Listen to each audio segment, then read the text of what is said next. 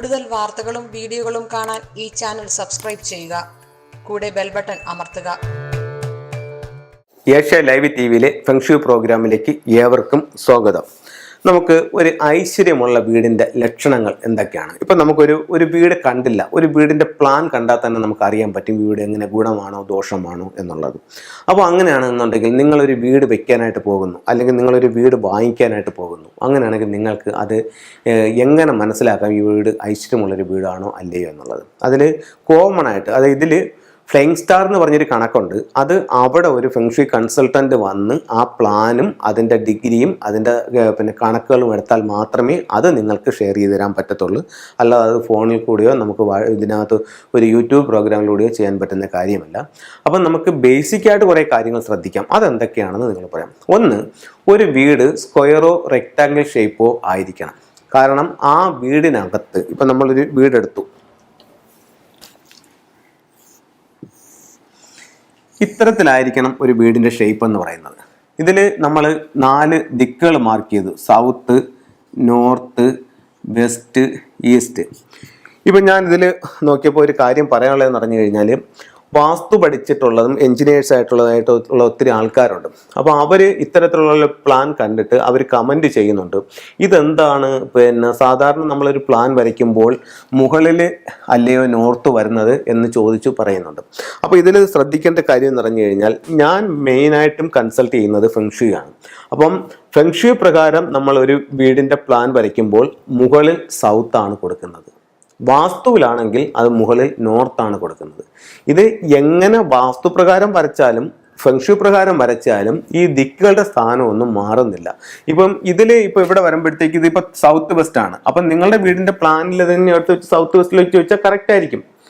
ഇതിൽ താഴെ എഴുതിയാലും മുകളിൽ എഴുതിയാലും ദിക്കുകളെല്ലാം സെയിം തന്നെ വരുമ്പോഴത്തേക്ക് പറഞ്ഞപ്പോൾ എഴുതുന്നതിൻ്റെ ഇതിലേ വ്യത്യാസമുള്ളൂ. ഇപ്പം ഈ കിഴക്ക് ഭാഗത്ത് എന്തൊക്കെ കാര്യങ്ങൾ പറയുന്നു അത് തന്നെയാണ് നിങ്ങളുടെ വീടിന്റെ കിഴക്കിൽ. അത് വാസ്തുവിൽ പറഞ്ഞാലും ഫെങ്ഷുയിൽ പറഞ്ഞാലും കിഴക്കിന്റെ കാര്യങ്ങൾ കിഴക്കിൽ തന്നെ, തെക്ക് പടിഞ്ഞാറിന്റെ കാര്യങ്ങൾ തെക്ക് പടിഞ്ഞാൽ തന്നെ. ഈ എഴുതുന്നതിനുള്ളൊരു വ്യത്യാസമേ ഉള്ളൂ. വാസ്തുവിൽ എഴുതുമ്പോഴത്തേക്കെന്ന് പറഞ്ഞു കഴിഞ്ഞാൽ ഇവിടെ നോർത്ത് എഴുതിക്കൊണ്ട് ഇവിടെ സൗത്ത് എഴുതും. അപ്പോൾ ഇവിടെ ഈസ്റ്റും ഇവിടെ വെസ്റ്റും ആവും. പക്ഷെ എന്ന് പറഞ്ഞാൽ ഈ തെക്ക് കിഴക്കെന്ന് പറയുന്ന വാസ്തുവിൽ പറയുന്ന കാര്യവും തെക്ക് കിഴക്കെന്ന് ഫെങ്ഷുയിൽ പറയുന്ന കാര്യവും രണ്ടും ആ ദിക്കിന് ഒന്ന് തന്നെയാണ് പറയുന്നത്. ഈ എഴുതിയാക്കുന്നതിനുള്ള വ്യത്യാസമേ ഉള്ളൂ. അത് നിങ്ങൾക്കൊരു ആശയക്കുഴപ്പം ഉണ്ടാക്കേണ്ട കാര്യമില്ല. ആ ദിക്കുകളെ നോക്കി നിങ്ങൾ എടുത്താൽ മാത്രം മതിയാവും. ഞാൻ ഇങ്ങനെ എഴുതുന്നതെന്ന് പറയുന്നത് എനിക്കറിയാഞ്ഞിട്ടല്ല, നമ്മൾ പ്രാക്ടീസ് ചെയ്ത് പോകുന്നത് ഫെങ്ഷുയി ആണ് മെയിനായിട്ട്. അപ്പോൾ അതുകൊണ്ട് സൗത്ത് ഫെങ്ഷുയിൽ നമ്മളിങ്ങനെ എഴുതുമ്പോൾ മുകളിൽ സൗത്താണ് വരുന്നത്, വാസ്തുവിലാണെങ്കിൽ നോർത്താണ് വരുന്നത്. രണ്ടിലായാലും ദിക്ക് ഒന്ന് തന്നെയാണ്. അതൊന്ന് പറഞ്ഞു എന്നേ ഉള്ളൂ. നമ്മളിവിടെ പറഞ്ഞു വന്നതെന്ന് പറഞ്ഞു കഴിഞ്ഞാൽ, നമ്മളൊരു ഐശ്വര്യമുള്ള വീടിൻ്റെ ലക്ഷണങ്ങളാണ് നോക്കുന്നത്. നമ്മളൊരു വീട് വാങ്ങിക്കാൻ പോകുമ്പോഴോ അല്ലെങ്കിൽ ഒരു വീട് പണിയാൻ പോകുമ്പോഴോ നമുക്കത് പെട്ടെന്ന് എന്തൊക്കെ കാര്യങ്ങൾ ശ്രദ്ധിക്കണം എന്നുള്ളതാണ്. അപ്പോൾ ഇത് ആദ്യത്തെ ഫസ്റ്റ് വീട് സ്ക്വയർ അല്ലെങ്കിൽ റെക്ടാങ്കിൾ ഷേപ്പിൽ വരണമെന്നാണ്. അപ്പം എന്തുകൊണ്ടെന്ന് വെച്ച് കഴിഞ്ഞാൽ, ഇതിനകത്ത് ഒരു വാസ്തു പുരുഷൻ ഉണ്ട് എന്നൊരു സങ്കല്പമുണ്ട്. South west, north east, south east, north west. അപ്പോൾ ഇതിനകത്ത് വാസ്തുപുരുഷനുണ്ട്. വാസ്തുപുരുഷൻ്റെ ശിരസ് വടക്ക് കിഴക്കും പാദം തെക്ക് പടിഞ്ഞാറ് ഭാഗത്തുമായിട്ടാണ് ഇരിക്കുന്നത്. അപ്പോൾ ഇതിനകത്തൊരു ഈ ഒരു സ്ക്വയർ അല്ലെങ്കിൽ റെക്ടാങ്കിൾ ഷേപ്പിനകത്തൊരു വാസ്തുപുരുഷൻ ഉണ്ടല്ലോ. അപ്പോൾ ഇതിൻ്റെ ഏതെങ്കിലും ഒരു മൂല വീട് പണിയുമ്പോൾ നഷ്ടപ്പെട്ടു പോയി. അപ്പോൾ ഉദാഹരണത്തിന് നോർത്ത് വെസ്റ്റ് പോയി, നോർത്ത് വെസ്റ്റ് ഇത്രയും നഷ്ടപ്പെടുത്തിയാണ് ഈ വീട് പണിഞ്ഞിരിക്കുന്നത് വയ്ക്കുക. അപ്പോൾ അങ്ങനെയാണെങ്കിൽ ഇതിനകത്ത് കിടക്കുന്ന ഈ വാസ്തുപുരുഷൻ്റെ ഈ ഒരു ബോഡിയിൽ ഇത്രയും ഭാഗത്ത് നമുക്കൊരു ക്ഷതം സംഭവിച്ചിട്ടില്ലേ? അതല്ല, സൗത്ത് ഈസ്റ്റിലാണ് പോകണമെങ്കിൽ ഇവിടെ വന്നില്ലേ, നോർത്ത് വെസ്റ്റിലാണെങ്കിൽ പോകണമെങ്കിൽ ഇവിടെ വന്നില്ലേ. അതേസമയം നോർത്ത് ഈസ്റ്റിലാണ് പോകുന്നതെങ്കിലോ അതിൻ്റെ വടക്ക് കിഴക്ക് ഭാഗം മിസ്സായി. വടക്ക് കിഴക്ക് ഭാഗം എന്താ? വടക്ക് കിഴക്ക് ഭാഗം ഈശാന കോണാണ്, വാസ്തുപുരുഷന്റെ ശിരസ്സാണ്. ഈശാന കോണം നഷ്ടപ്പെട്ടു പോയൊരു വീടെന്ന് പറഞ്ഞാൽ ആ വീടിന്റെ അഭിവൃദ്ധി അതോടെ തീർന്നു. മനസ്സിലായില്ലേ? അപ്പം വടക്ക് കിഴക്ക് നമുക്ക് നഷ്ടപ്പെടാൻ യാതൊരു കാരണവശാലും പാടില്ല. വടക്ക് കിഴക്കെന്നല്ല, ഒരു ദിക്കും നഷ്ടപ്പെടാൻ പാടില്ല. നഷ്ടപ്പെട്ട് കഴിഞ്ഞാൽ നഷ്ടപ്പെടാത്തൊരു വീടിന്റെ ഒരു പ്രോസ്പെരിറ്റി ഈ നഷ്ടപ്പെട്ട വീടിന് ഉണ്ടാവില്ല. കാരണം ഇതിനകത്ത് കിടക്കുന്ന ഒരു ഇതിൽ ഒരു മുറിവ് സംഭവിച്ചു. ഇത് നമ്മുടെ ഒരു കാര്യങ്ങൾ മനസ്സിലാക്കാനുള്ള ഒരു സംഭവമായിരിക്കും ഒരു പക്ഷേ വാസ്തുപുരുഷൻ എന്ന് പറയുന്നത്. എന്ത് തന്നെ ആയാലും നമുക്ക് ഈ ഒരു സ്ക്വയർ അല്ലെങ്കിൽ റെക്ടാങ്കിൾ ഷേപ്പ് നമ്മൾ നഷ്ടപ്പെടുത്താതെ നമ്മൾ വീട് പണിയുക. ഇത് ഒന്നാമത്തെ കാര്യം. രണ്ടാമത്തെ കാര്യം, നമുക്ക് ഓരോ ദിക്കുകളുണ്ടല്ലോ, ഈ പറയുന്ന 8 ദിക്കുകൾ, അതിൽ മെയിനായിട്ട് ഒരു കാര്യങ്ങൾ പറയുന്നുണ്ട്. ഒന്ന്,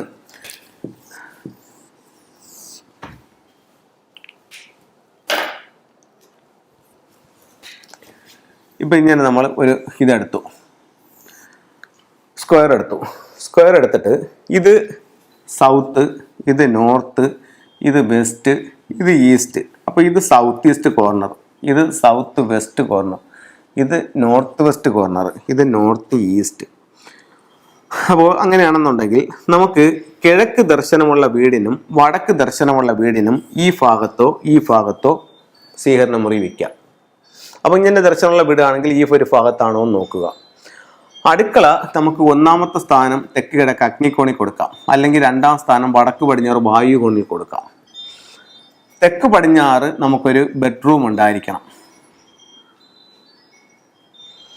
അതേസമയം തെക്ക് പടിഞ്ഞാറ് ഭാഗത്ത് ടോയ്ലറ്റ് പാടില്ല, വടക്ക് കിഴക്ക് ഭാഗത്തും ടോയ്ലറ്റ് പാടില്ല. അഗ്നികോണിലും ടോയ്ലറ്റ് വന്നു കഴിഞ്ഞാൽ കടുത്ത സാമ്പത്തിക പ്രശ്നം ഉണ്ടാവും. അപ്പോൾ വീട് സ്ക്വയർ ആയിരിക്കണം. അത് കഴിഞ്ഞിട്ട് ഈശാന കോണിൽ നമുക്ക് പ്രധാന ഡോർ കൊടുക്കാം. അപ്പം പടിഞ്ഞാറോട്ട് ദർശനമാണെങ്കിൽ എവിടെ കൊടുക്കും? വടക്ക് പടിഞ്ഞാറ് ഭാഗത്ത് കൊടുക്കാം. പോട്ടെ, തെക്കോട്ട് ദർശനമാണെങ്കിൽ എവിടെ കൊടുക്കും? ഇവിടെ കൊടുക്കാം. തെക്ക് കിഴക്ക് ഭാഗത്ത് പ്രധാന ഡോർ കൊടുക്കാം. അപ്പോൾ ഈ ഭാഗങ്ങളിലാണോ ഡോറ് എന്ന് വീടിൻ്റെ ദിക്കനുസരിച്ച് നിങ്ങൾ നോക്കുക.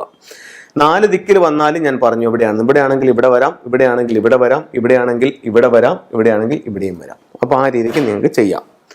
അടുത്ത നമുക്ക് ചെയ്യാൻ പറ്റുന്ന മറ്റൊരു കാര്യം എന്ന് പറയുന്നത്, ബെഡ്റൂം കന്നിമൂലയിൽ ഉണ്ടായിരിക്കണം.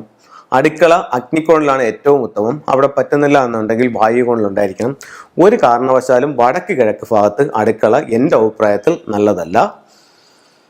അത് കഴിഞ്ഞ് പ്രധാന ഡോറിൽ നിന്ന് നോക്കുമ്പം സ്റ്റെയർ കേസ് കാണാൻ പാടില്ല. തെക്ക് കിഴക്ക് ഭാഗത്ത് കിഴക്ക് നോക്കി നിന്നായിരിക്കണം പാചകം ചെയ്യേണ്ടത്. ഇത് സ്റ്റെയർ കേസ് പണിയുന്നത് ക്ലോക്ക് വൈസിലായിരിക്കണം, ആൻറ്റി ക്ലോക്ക് വൈസിലാകാൻ പാടില്ല. അതേപോലെ തന്നെ ഭൂമിയുടെ തെക്ക് പടിഞ്ഞാറ് എന്നീ ഭാഗങ്ങൾ ഉയർന്നും കിഴക്ക് വടക്ക് കിഴക്ക് എന്നീ ഭാഗങ്ങൾ താഴ്ന്നും നിൽക്കണം. വടക്ക് കിഴക്ക് ഭാഗത്തായിരിക്കണം കിണറുണ്ടായിരിക്കേണ്ടത്. ടോയ്ലറ്റിൻ്റെ സെപ്റ്റിക് ടാങ്ക് വടക്ക് പടിഞ്ഞാറ് ഭാഗത്താകാം. ഒരു കാരണവശാലും തെക്ക് കിഴക്കോ തെക്ക് പടിഞ്ഞാറോ വടക്ക് കിഴക്ക് ഭാഗത്തോ സെപ്റ്റിക് ടാങ്ക് വരാൻ പാടില്ല. അപ്പോൾ ഇത്തരത്തിലുള്ള കാര്യങ്ങൾ ഒന്ന് ശ്രദ്ധിച്ചാൽ ഒരു ഐശ്വര്യമുള്ള വീട് നമുക്ക് എങ്ങനെ മനസ്സിലാക്കാം, അല്ലെങ്കിൽ ഒരു ഐശ്വര്യമുള്ള വീട് എങ്ങനെ തിരഞ്ഞെടുക്കാം എന്നുള്ളത് നിങ്ങൾക്ക് ഇപ്പം മനസ്സിലായി കാണുമെന്ന് പ്രതീക്ഷിക്കുന്നു. ചില ചിത്രങ്ങളും രൂപങ്ങളും ഫെങ്ഷുയുടെ ചില ടൂളുകളിലേക്ക് നമുക്ക് പോവാം. ഇപ്പോൾ ചിലർ പറയും, ഞാൻ കഴിഞ്ഞ ഒത്തിരി വർഷങ്ങളായിട്ട് നമ്മൾ ജോലി നോക്കുന്നുണ്ട്, നമുക്ക് ജോലിയൊന്നും കിട്ടുന്നില്ല, അതിന് ശരീരത്തിൽ ധരിക്കാവുന്ന എന്തെങ്കിലും ഒരു ടൂളുണ്ടോ എന്ന് ചോദിച്ചു കഴിഞ്ഞാൽ, ഇത് കർണേലിയൻ എന്ന് പറയുന്ന ഒരു ബ്രേസ്ലെറ്റാണ്. അപ്പോൾ ഇത് അടുത്ത സമയത്തായിട്ട് ധരിച്ചിട്ട് ഒരു പെൺകുട്ടിക്ക് ഒരു ഗവൺമെൻറ് ജോലി കിട്ടിയായിരുന്നു. അപ്പം ഇത് കർണേലിയൻ എന്ന് പറയുന്ന സ്റ്റോണാണ്. ഇത് നമുക്ക് തൊഴിൽപരമായിട്ട് നേട്ടം ഉണ്ടാവാനായിട്ട് ധരിക്കാവുന്നതാണ്. ചിലർ പറയും, വീട്ടിലെ മൂത്ത മോനെന്ന് പറഞ്ഞാൽ എപ്പോഴും ഉറക്കമാണ്, ഒരു ഉണർവോ ഒരു ഉന്മേഷമോ ഒന്നുമില്ല, എപ്പോഴും എവിടെയെങ്കിലും പോയി കിടന്ന് മൊബൈൽ കാണുകയോ ലാപ്ടോപ്പ് ചെയ്യുകയോ ഒക്കെ ഇരിക്കും, അതുപോലെ ആക്റ്റീവ് അല്ല. അപ്പോൾ അത്തരമുള്ളവർക്ക് ഇത്തരത്തിലുള്ള വൈറ്റ് ടൈഗറിൻ്റെ ബ്രേസ്ലെറ്റ് വാങ്ങിച്ച് നമുക്ക് ധരിക്കാവുന്നതാണ്. അത് കഴിഞ്ഞിട്ട് നമുക്ക് എപ്പോഴും ഒരു ഈശ്വരാനുഗ്രഹവും ഒരു ഡിവൈൻ എനർജിയും ഒക്കെ കിട്ടാനായിട്ട് നമുക്ക് ഇത്തരത്തിലുള്ള അമത്തിസ്റ്റിൻ്റെ സ്റ്റോൺ ധരിക്കാവുന്നതാണ്. സമ്പത്ത് നിലനിൽക്കാനായിട്ട് നമുക്ക് സിറ്റിൻ്റെ ബ്രേസ്ലെറ്റ് ധരിക്കാവുന്നതാണ്. ഇത് ഒരു മൾട്ടി കളർ ബ്രേസ്ലെറ്റ് ആണ്. ഇതിനകത്ത് എല്ലാ സ്റ്റോൺസും ഉണ്ട്. ലാപ്പിസ് ലസോളി, കർണേലിയൻ്റെത്, ഗ്രീൻ ജേഡ്, യെല്ലോ സിട്രിൻ, അത്തരത്തിലുള്ള സ്റ്റോണുകളുണ്ട്. ഇതെല്ലാം മൾട്ടി പർപ്പസായിട്ട് നമുക്ക് ഉപയോഗിക്കാവുന്നതാണ്. ഇത് നമുക്ക് സമ്പത്ത് ലഭിക്കാനായിട്ട് നമ്മളുടെ ചൈനീസ് കോയിൻസ് ആണ്, ഗോൾഡും കോപ്പറും കോയിൻസ് ആണ്. അപ്പോൾ ഫെങ്ഷുയെ പറ്റി യാതൊരു അറിവോ ഇല്ല, അല്ലെങ്കിൽ യാതൊരു പരിചയമോ ഇല്ല, നമുക്ക് ഫെങ്ഷു എന്താണെന്ന് പോലും അറിയില്ല. ഇപ്പോൾ ഇവർ ഈ പറയുന്നതിൻ്റെ പേരിൽ നമുക്കിതിന് ഒരു ഫലമുണ്ടോ അല്ലെങ്കിൽ റിസൾട്ട് കിട്ടുമോ എന്ന് അറിയാൻ വേണ്ടിയിട്ട് നിങ്ങൾക്ക് ജസ്റ്റ് ഈ 2 ചൈനീസ് കോയിൻസ് വാങ്ങിച്ച് നിങ്ങൾ വെച്ച് നോക്കിയാൽ പോലും നിങ്ങൾക്ക് അതിൻ്റെ ഒരു എനർജി ചേഞ്ച് മനസ്സിലാക്കാനായിട്ട് പറ്റും. അപ്പോൾ നമ്മളിലേക്ക് പൈസ വരാനും ആ പൈസയെ നിലനിർത്താനുമായിട്ടാണ് ചൈനീസ് കോയിൻസ് ഉപയോഗിക്കുന്നത്. അടുത്തത് ഇത് ഒരു 6 മെറ്റൽ കോയിൻസ് ആണ്. ഈ ഒരു 6 മെറ്റൽ കോയിൻസ് എന്ന് പറയുന്നത് നമ്മളുടെ ഈ 2023 കിഴക്ക് ഭാഗത്ത് 2 എന്ന് പറയുന്നൊരു നക്ഷത്രം നിൽക്കുന്നുണ്ട്. അത് പൊതുവെ ആരോഗ്യ പ്രശ്നമുള്ളതാണ്. അപ്പോൾ അത്തരം ആരോഗ്യ പ്രശ്നം നമ്മളെ കൂടുതലായിട്ട് അലട്ടാതിരിക്കാനായിട്ട് ഇത്തരത്തിലുള്ളൊരു 6 മെറ്റൽ കോയിൻസ് നമുക്ക് കിഴക്ക് ഭാഗത്ത് ഹാങ്ങിയാവുന്നതാണ്. അടുത്തത് നമുക്ക് സമ്പത്ത് വരാനായിട്ട് അല്ലെങ്കിൽ സമ്പത്തിനെ വീട്ടിലേക്ക് കൊണ്ടുവരാനായിട്ട് ചൈനീസ് ഉപയോഗിക്കുന്ന ഒരു പ്രധാന മെത്തേഡിലൊന്നാണ് മുക്കാലിത്തവള. 3 കാലുകളാണ് ഇതിനുള്ളത്. ഇത് പ്രധാന ഡോറിൽ നിന്നും ഉള്ളിലേക്ക് നോക്കി നിലത്ത് വയ്ക്കാവുന്നതാണ്. അടുത്ത വീട്ടിൽ എപ്പോഴും ഒരു ശാന്തിയും സമാധാനമൊക്കെ കിട്ടാനായിട്ട് ഒരു ശ്രീബുദ്ധൻ്റെ സ്റ്റാച്ചു നമുക്ക് ഉപയോഗിക്കാവുന്നതാണ്. അടുത്തത് ലാഫിൻ ബുദ്ധ. ഇന്നിപ്പോൾ ലാഫിൻ ബുദ്ധ ഇല്ലാത്ത വീടുകളില്ല. പല വീടുകളിലും നമ്മൾ ചെന്നിട്ട് ഇപ്പോൾ ഒരു ലാഫിൻ ബുദ്ധ വാങ്ങിച്ചു വെക്കണമെന്ന് പറഞ്ഞാൽ അവർ ഏറ്റവും ചെറുതെന്ന് പറഞ്ഞു കഴിഞ്ഞാൽ ഒരു കുഞ്ഞ് ഏകദേശം ഇത്ര ഈ ഒരു വലിപ്പമൊക്കെ ഉള്ള ഒരു ലാഫിൻ ബുദ്ധ എടുത്ത് കാണിച്ചിട്ടോ, ഇത് ലാഫിൻ ബുദ്ധ അല്ല, എടുത്ത് കാണിച്ചിട്ട് സാറേ ലാഫിൻ ബുദ്ധ ഉണ്ടെന്ന് പറയും. അപ്പോൾ അത്തരത്തിലുള്ള തീരെ ചെറിയ ലാഫിൻ ബുദ്ധ വെച്ചിട്ടൊന്നും കാര്യമില്ല. മിനിമം ഈ ഒരു സൈസിലുള്ള ലാഫിൻ ബുദ്ധയെങ്കിലും വെക്കുകയാണെങ്കിൽ ഒത്തിരി പോസിറ്റീവ് എനർജി നിങ്ങളുടെ വീട്ടിലേക്ക് കൊണ്ടുവരാനായിട്ട് ലാഫിൻ ബുദ്ധ നല്ലതാണ്. അപ്പോൾ ഇത്തരത്തിലുള്ള ഓരോ ചിത്രങ്ങളും രൂപങ്ങളും നിങ്ങളുടെ ജീവിതത്തിൽ വലിയ വിജയങ്ങൾ ഉണ്ടാക്കണമെന്ന് പ്രാർത്ഥിച്ചുകൊണ്ട് നിർത്തുന്നു. നന്ദി, നമസ്കാരം.